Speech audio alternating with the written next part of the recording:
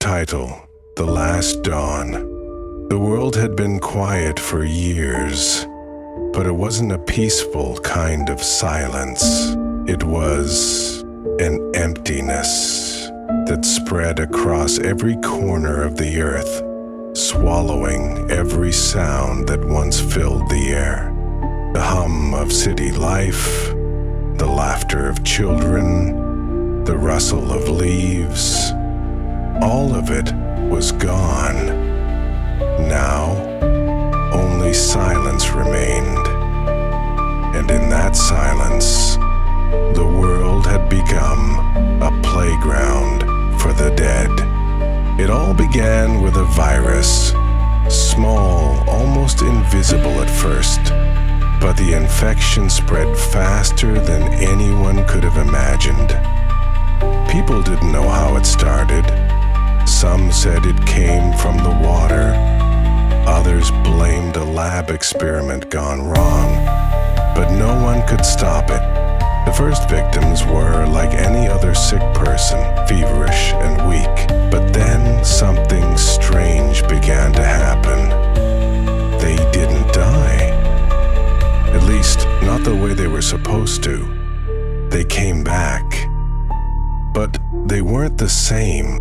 They had an insatiable hunger for flesh. They tore into anything they could get their hands on, devouring human bodies with a violence that made no sense.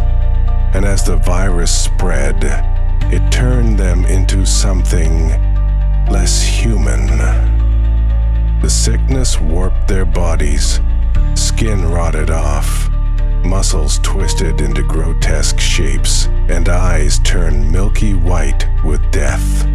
But their minds were gone. They were driven only by an all-consuming, maddening hunger. It wasn't long before the world began to crumble. Cities fell, governments collapsed, and humanity was forced to retreat. Those who could fled to the wilderness. Others barricaded themselves in any structure that could hold them, hoping to survive until the storm passed. But there was no passing it. There was only the relentless march of the dead and the despair of survival. In one corner of the world, a small group of survivors clung to life in an old, crumbling church. It had become their sanctuary, their last refuge from the infected. The church was a fortress of sorts. Its high walls and heavy doors kept the creatures at bay. It felt safe, but safety was an illusion. And soon, even that would slip away. The group consisted of 6 people. Rachel, the youngest, barely 16. Eric, the quiet but resilient mechanic. James, the former soldier who now held the group together. Mara, a doctor who had seen more death than she could stomach. Tom, an ex-con who had learned how to survive on the streets. And old Father Henry, who had no family left, only his faith. They had lived there for months, gathering supplies, rationing food, and telling stories of a world long gone. But the nights grew longer and the silence more oppressive. Every day felt like a countdown to something they couldn't see. The infected never stopped coming. They would gather outside the church, clawing at the windows, rattling the doors. The sounds were maddening, like a constant drumbeat of death. Rachel, despite her age, was the first to notice the strange changes in the infected. They weren't just attacking aimlessly anymore. They were watching. They were thinking. They had a purpose. Something was shifting.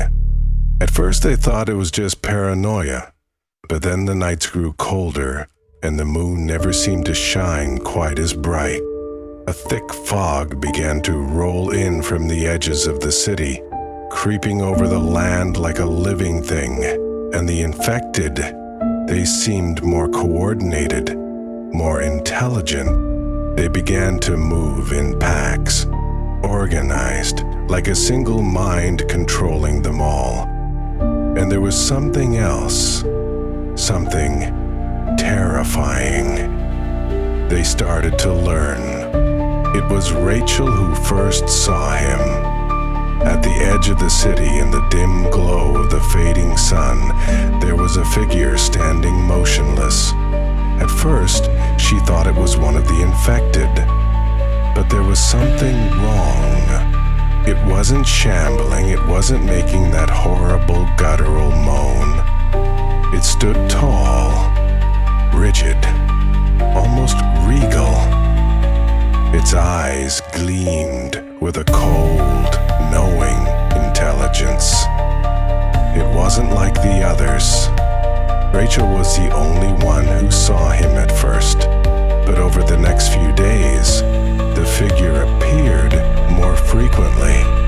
It would watch the survivors from a distance, never moving, just standing in the shadows. Sometimes it was too close for comfort. The others didn't believe her at first. They thought it was just the stress, the isolation playing tricks on her mind. But Rachel knew. This was something else, something far worse than the infected. As the days passed, the infected grew more restless. They gathered at the church, surrounding it, pressing against the walls. There was no escape. The barricades began to break. Doors cracked under the pressure, and the windows were already compromised. Then the figure appeared again. This time, it was closer, much closer, and it wasn't alone. There were others with it.